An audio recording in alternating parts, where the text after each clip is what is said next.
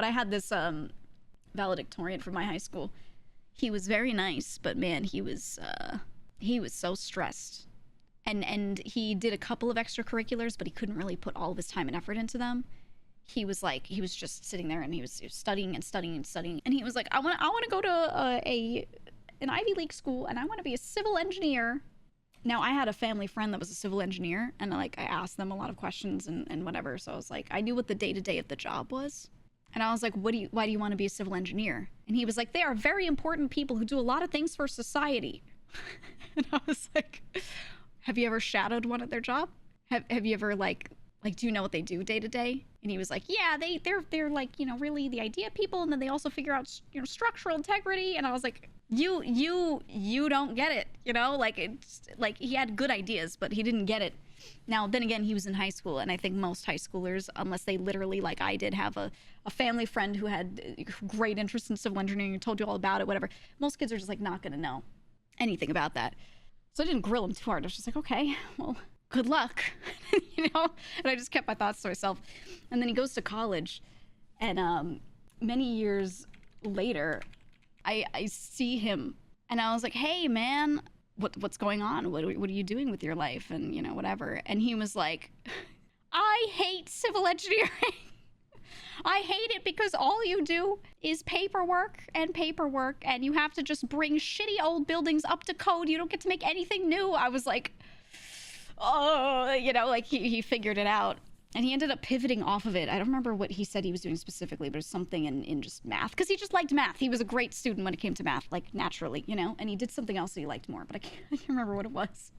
But I just remember it was so funny to me, we're graduating and I see him and he's saying all these things. And I'm like, I don't know if this is going to be right for him, but we'll see. Maybe he'll love it. Because some people just don't know a thing about what they're going to, and then they get there and they're like, oh, I actually do like this. I just didn't understand exactly what it was. Now I do. Right? A lot of people are like that. But no, he got there and he hated it. And it was so funny that the next time I talked to him, it was literally just years later, the exact thing happened that I thought would happen. It was him going, I hate civil engineering. I just thought it was like, I don't know, the timing, the structure of that was always really funny to me. But he was, he was very, very book smart. So the kind of person that could pivot into anything, find out he didn't like a thing and just go, fuck it, I'm doing something else. So it wasn't really that big of a deal for him. But I just thought that shit was funny. Funny as hell. Did he not get the hint when he had to learn a billion lines of legalese to get his degree? I think he got the hint, but it doesn't hit you until you do that job for, a year and you realize, oh no, this is forever. Right? There will be a good amount of it, but it isn't until you sit there and do it and feel either the boredom or the stress or the negative emotion that comes along with it. It isn't until you sit there and you are in that situation that you're like, uh-oh, now I don't want to do this forever, A lot of time, logically, but you're trying to pivot off of social work? Oh my God. That's such a difficult one. We need social workers. But I think a lot of the people that want to go into it, they're like, I want to help people. And a teacher's like, that's so beautiful. You have such a beautiful heart. You should be a social worker. Oh no. Oh no. That's such a hard job. That is a hard job to tell people to just go do because they have a beautiful heart. No, you have to be the bad guy. You have to physically restrain people all the time. You are dealing with people who almost cannot be helped, who you cannot save. You could just help a little bit, but you can't save them because it takes a village to save someone from something really bad. So you're just there to keep them just off of the brink of whatever's going on with them. And that's the job. And so it's people who are like, they feel for people. I'm an empath. It's actually the worst job for them. You need very logical people in there who are not going to be, mentally strained by it as much. It's just, your former roommate did it and he was super traumatized. Yeah. I think they push a lot of people that are sensitive to other people's emotions and things toward it because they're like, oh, you're such a helper for people. You love people. You should work in it. And I'm like, no, they're the people that are going to get traumatized. Right? They should go into things like speech therapy, occupational therapy, help kids that need these sorts of services and things, because then you can do that without it being, it's still a bit stressful, but it's not like you're not in the thick of it, But I don't know, man. As a social worker, I hate being the bad guy. Yeah, and that's so much of the job. So much of it is being the bad guy. Someone who doesn't want help at all, and then you're like, well, you need this, and you're gonna like it.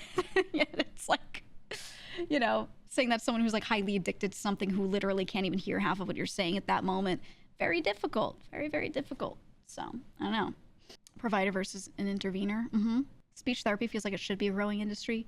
Yeah, actually, okay, total aside. The two that I just mentioned, speech therapy and occupational therapy, go into that specifically for children and or special ed, kind of as a specialization there. There are more and more kids getting evaluations and then put into programs nowadays than there ever were. For basic speech therapy and occupational therapy. Occupational therapy is like, think of it like physical therapy, but it's for fine motor skills. So teaching a kid how to use their hands and fingers properly because their parents didn't teach them well, or they have some sort of thing going on. A lot of kids that just have, autism, for example, right? Teaching them to walk in a way where they're not going to damage their knees over time, right? Because a lot of the time they kind of go pigeon-toed and walk on the balls of their feet, etc. So just kind of like working with kids to undo a lot of that in ways that a parent who has never dealt with that would not know. Those kinds of roles are highly in need, and they're government paid by the state usually in a lot of states. So I'm just saying, if you don't know what to do, it's a good thing to go into. However, it takes a lot of schooling. It takes a lot of schooling. You either need, it depends on the state, but you either need a PhD or like some sort of post-grad something. It's not like a, do a quick 4-year program and you're done kind of thing. But it's a very, very, very good thing to go into where any of your secondary, or not secondary, your later education, your post-grad actually makes sense and is applicable. It's one of the few fields that like everything you learn in school is applicable, and it's a cool field. I think it's neat. Is that why my knees are so messed up? Yeah, if you don't walk with your toes pointed forward or even slightly outward, yeah, you might actually have developed little knee and hip problems over time. And if you were a younger kid and you had someone working with you who was like, hey, don't do this, just reminding you a lot, might have not had that issue. So, I don't know. A lot of social workers are becoming therapists now too. Yeah, I have a lot of thoughts on a lot of stuff, and I won't rant too much, but I do think they need to adjust some laws on what certifications you need to work in these things, because they require so much formal education for certain jobs that I don't think fully need that. They just need certain certifications that are smaller. And because of that, there's a shortage of people working on these things. And then there are all these people growing up, going years and years without help, and, time is of the essence. So, I don't know. I think it's a really cool industry. There's a lot of people that need this stuff. Adults too, but a lot of kids. And it's like a form of almost like social work if you like that sort of thing. But it's a less, I would say, mentally and emotionally stressful job than just being a social worker.